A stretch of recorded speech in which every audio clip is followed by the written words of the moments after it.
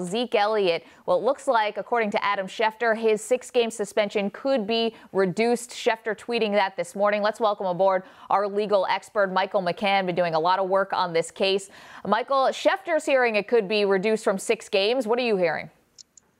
Yeah, Maggie, I think to the extent that Elliott had a chance of succeeding in this hearing, it was never going to be getting the suspension vacated. It was going to be getting it reduced, because it's very difficult under NFL rules to challenge the league authority, particularly on issues where the commissioner has discretion. Certainly true here. So his best play, if you will, was really to go in there and focus on convincing Harold Henderson 6 games is too much for the proof and evidence that's been brought against me.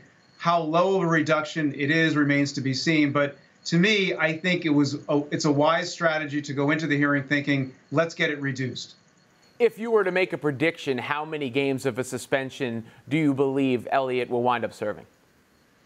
It's hard to know, Robin, but my prediction would be 4 games. I think 4 games would be a reduction of the suspension. I think Henderson would be, obviously we're not in the room, so we don't know. We can't tell all sorts of things by not being there. But to go down to 2 games might strike some as being too low for domestic violence. Certainly there were criticisms of the NFL when Ray Rice originally had a 2-game suspension for a domestic violence matter. Now, some may say, well, there was video, here there isn't. I get that, but I think the NFL wants to be sensitive and mindful of how people value and the seriousness that they give to these types of allegations. So, again, hard to know, but if I had to guess, I would say 4 games. Mike, if you were advising Zeke Elliott, and if the suspension was reduced from 6 games to 4, would you say the best course of action would be to sue for an injunction and try to, figure this out in court, or would it be better for Elliott to just serve the 4 games? Well, I'm a lawyer, so my instinct is always, if you have a chance of fighting back, you should. But I think realistically here, the odds of going to court and getting an injunction are so low. Injunctions are seldom granted, and he would have to show, among other things, a high probability of success on the merits.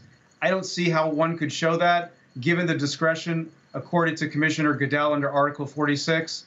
In addition, he has to show irreparable harm. The NFL would say, even if you miss these games, we'll pay you back later on if ultimately you win a case. So honestly, I'm skeptical that going to court would be a wise move. Although, again, the downside is you go to court and lose.